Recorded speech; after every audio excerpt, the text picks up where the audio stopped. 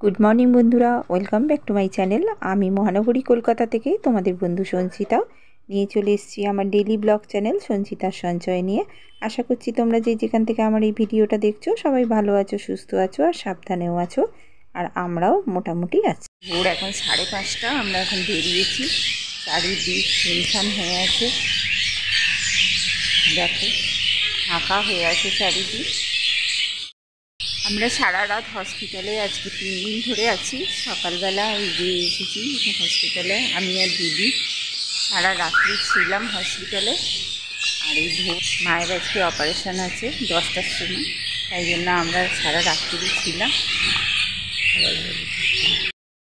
সবাই মিলে প্রার্থনা করো বন্ধুরা, যেন আমার মা সুস্থ হয়ে যায় আর অপারেশান যেন ভালোভাবে হয়।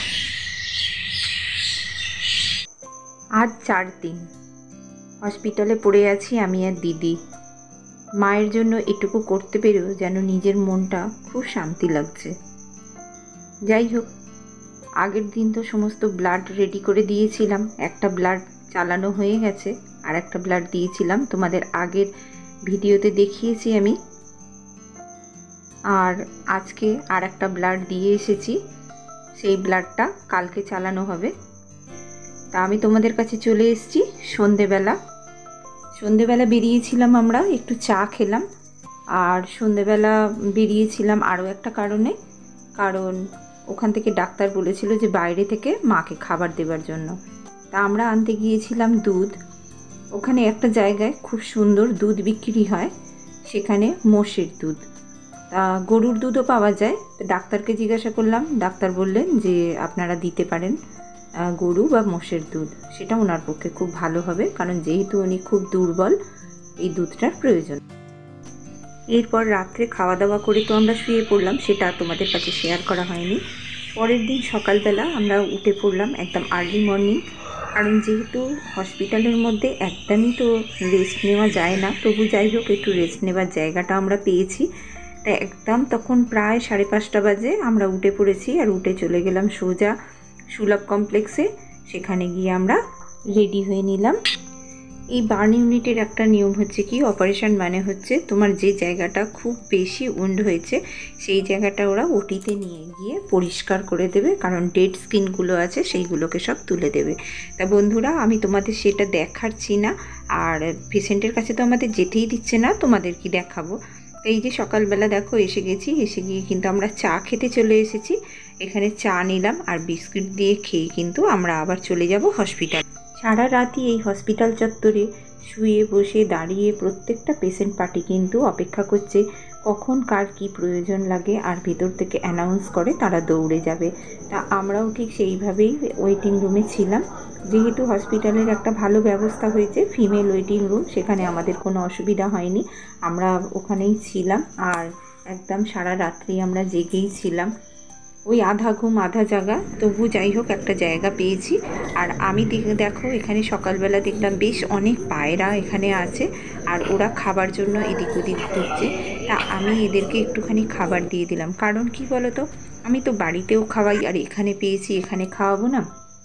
কারণ কর্ম তো কোনো কিছুর জন্য আটকে থাকে না, কর্ম করতে গেলে যেখানে হোক কর্ম করলেই হয়।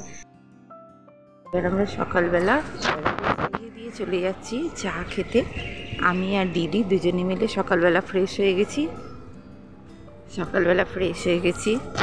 হসপিটালের জীবনযাত্রা যে কতটা যন্ত্রণাময় সেটা আমাদের দেখলে বোধহয় একটু হলেও কেউ বুঝতে পারবে, কারণ আমরা আজ মায়ের জন্য পড়ে আছি এখানে 8 দিন হলো, কিন্তু সেটা আমাদের মনে হচ্ছে না, কারণ মা আমাদের জন্য কত কষ্ট করেছে, কত আমাদের জন্য যন্ত্রণা ভোগ করেছে। কিন্তু আমরা মায়ের জন্য এতটুকুনি করতে পেরেও যেন মনে হচ্ছে আমরা কিছুই করতে পারছি না।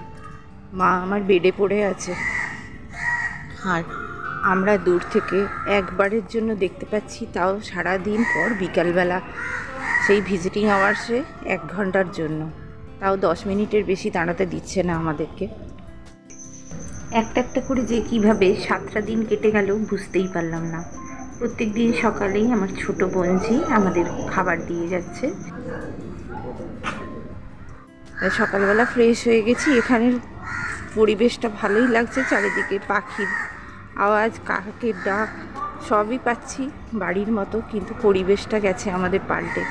প্রতিদিন আমি সকালবেলা যাই মন্দিরে, সেখানের পরিবেশটা যতটা সুন্দর লাগে হসপিটালের পরিবেশটা কিন্তু ততটা সুন্দর লাগে না। কিন্তু প্রকৃতি একই আছে, প্রকৃতি আমাদের একই রূপ, কিন্তু আমরা দেখছি অন্য চোখে। হসপিটালের পরিবেশ যে কতটা নিস্তব্ধ সুন্দর, কিন্তু তার মধ্যেও কোথায় যেন বেদনা জড়িয়ে আছে। তো চলো বন্ধুরা, আজ সকালবেলা যাচ্ছি চা খেতে, তোমরা থাকো সঙ্গে। সকালবেলা যাচ্ছি চা খেতে আমি আর দিদি দুজনে মিলে। সারা রাত্রি তো ঘুম হয়নি, হয় কি করে, হসপিটালে কি আর ঘুম হয়? যাই হোক, কখন কি প্রয়োজন পড়বে, তাই জন্য আমরা একটুখানি ঘুমোতেও পারিনি। আর সারা রাতই পেশেন্ট আসছে, আর সমানে তোমার অ্যাম্বুলেন্সের আওয়াজ, স্ট্রেচারের আওয়াজ, অ্যানাউন্সমেন্ট করছে কোথায় কোন পেশেন্ট, তাদের এমার্জেন্সি হয়েছে, এইসব নিয়ে আমরা সারা রাতই প্রায় জেগে শুয়েই কাটাচ্ছি। বন্ধুরা, এখানে তো তোমাদের আর কিছু বিশেষ দেখানো আমার নেই। আমরা যাচ্ছি খালি রাস্তার ধারে খেতে, আর খাবার নিয়ে আসছি, আর মায়ের যা লাগবে আমরা কিনে দিচ্ছিলাম। তো ওই বিস্কুট, দুধ এইসবই কিনে দিচ্ছিলাম, ফল এইসবই দিচ্ছি। আর ডাক্তার যেহেতু বাড়ি থেকে খাবার দিতে বলেছে, তোমাদের তো আগেই বললাম আমার ছোট বোনঝি দিচ্ছিল খাবার, মাকেও দিচ্ছিল, আর আমাদের জন্য দুপুরের খাবার দিয়ে যাচ্ছিল। আর বিকেলবেলা ছোট বোনঝি জামাইও আমাদের জন্য খাবার দিয়ে যাচ্ছিল। কিন্তু তারপরেও আমরা রুটিগুলো কিনে নিচ্ছিলাম, রুটি তরকারি এগুলো কিনছিলাম। আর এই দেখো সকালবেলা আমরা চলে এসেছি চা খেতে। আর এখানে এসেছি এই দোকানটায় খুব সুন্দর কিন্তু ঘুগনি পাওয়া যায়, জানো। ওরা 15 টাকার ঘুগনি বেশ অনেকটা করে দিচ্ছিল। তা আমি আর দিদি দুজনে ডিসাইড করলাম যে দুটো পাউরুটি কিনেছি, আর এইখান থেকে 15 টাকার ঘুগনি কিনে নেবো। ঘুগনি কিনে নিয়ে তাহলে সকালের ব্রেকফাস্টটা আমরা সেরে ফেলবো। এখান থেকে চা খেলাম, আর এখান থেকে একটুখানি ঘুগনি নিয়ে নিলাম। ঘুগনি নিয়ে কিন্তু আমরা টিফিনটা সেরে ফেলবো, কারণ আগের দিন আমার ভগ্নি জামাই এসেছিল, ছোট ভগ্নি জামাই, সে কিন্তু আমাদেরকে মিষ্টি কিনে দিয়ে গেছে, আর ওই বিস্কিট তারপরে মায়ের খাবার সমস্ত কিছু দিয়ে গিয়েছিল, দুধ সব কিছু দিয়ে গিয়েছিল। আর হ্যাঁ, সর্বোপরি যেটা তোমাদের বলা হয়নি, মায়ের কিন্তু ওটি হয়ে গেছে। মায়ের ওটি হয়ে যাওয়ার পর মানে আগে 1 ইউনিট ব্লাড চলেছে, আর পরে 1 ইউনিট ব্লাড দেওয়া হয়ে গেছে। আর সেই ব্লাডটা কিন্তু পরের যে ব্লাডটা, সেই ব্লাডটা কিন্তু ডোনেট করেছে আমার ছোট বোনঝি জামাই। সে কিন্তু ব্লাডটা ডোনেট করে ওরা অফিসে চলে গেছে। যেহেতু আমার ছোট বোনঝি অফিসে সার্ভিস করে আর ওনার হাজব্যান্ডও করে, তাই জন্য দুজনে মিলে ব্লাড দিয়ে সকালবেলা বেরিয়ে গেছে। আর এই দেখো আমি আর দিদি দুজনে মিলে চলে এসেছি একটা দোকানে, কিন্তু 10 টাকার চা অনেকটা দেয়, জানো। দেখো একটা গ্লাসে কিন্তু অনেকটা দিয়েছে 10 টাকার চা, ওরা আলাদা করে করে দিল। এই ছোটো কাপে কিন্তু 10 টাকা, কিন্তু একসঙ্গে নিলে 10 টাকার চা অনেকটা দিচ্ছিল। তা আমি আর আমার দিদি দুজনে মিলে সকালবেলা চা খেয়ে নিলাম। গিয়ে 10 টাকার চা নিয়ে, দিদি খুব একটা চায়ের নেশা নেই, আর একটু চায়ের নেশা আমারই আছে। তা আমার সঙ্গে পড়ে দিদিও চা খাচ্ছিল। আর দোকান থেকে কিনে নিলাম দুটো নিমকি, ঘরে ভাজা নিমকি, খেতে কিন্তু খুব সুন্দর ছিল, জানো। আর এই দেখো ঘুগনি কিনে নিচ্ছি আমরা, 15 টাকার ঘুগনি নিয়ে গিয়ে আমরা দুজনে ডিসাইড করলাম যে ওই তোমার পাউরুটি দিয়ে খেয়ে নেব ঘুগনি, আর মিষ্টি কেনা আছে ওই দিয়ে হয়ে যাবে। এবার দেখো আমরা ঘুরে এলাম, ঘুরে এসে এই যে হাতে স্যানিটাইজ মেখে নিচ্ছি, কারণ কত জার্ম কত কিছু, কিন্তু আমাদের কিছু করার নেই। হাইজিন মেনটেন সব সময় করতে আমরা পারছিলাম না, কিন্তু যতটা সাবধান থাকা যায় ততটাই করার চেষ্টা করছিলাম। হাত হ্যান্ড ওয়াশ দিয়ে ধুয়ে নিয়ে তারপরে আমরা স্যানিটাইজ করছিলাম, করার পর কিন্তু আমরা খাচ্ছিলাম।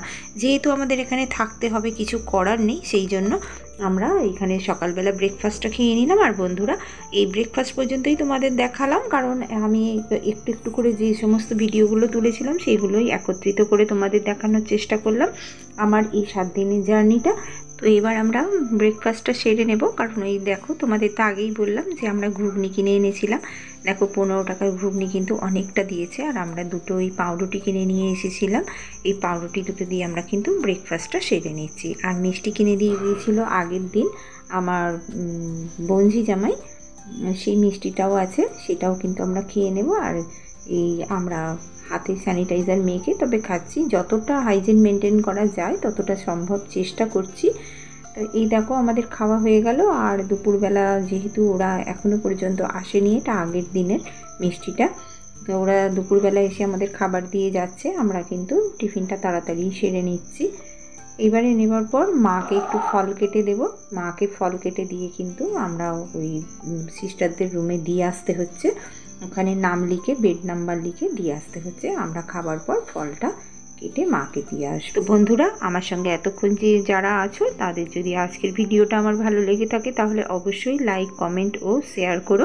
আর যদি ইচ্ছা হয় তাহলে সাবস্ক্রাইব করে আমার পরিবারে থেকে যেতে পারো। আর যে সকল বন্ধুরা এখনও পর্যন্ত সাবস্ক্রাইব করোনি আমার পরিবারে থাকার জন্য, তোমাদের অনুরোধ রইল। আর আমার ভিডিওগুলো সম্পূর্ণ দেখার অনুরোধ রইল। যদি আমার ভিডিওগুলো তোমাদের ভালো লেগে থাকে অবশ্যই আমাকে জানাতে ভুলো না। আর ফিরে আসছি আরও একটা নতুন ভিডিও নিয়ে। ততক্ষণ সবাই ভালো থেকো, সুস্থ থেকো, সাবধানে থেকো।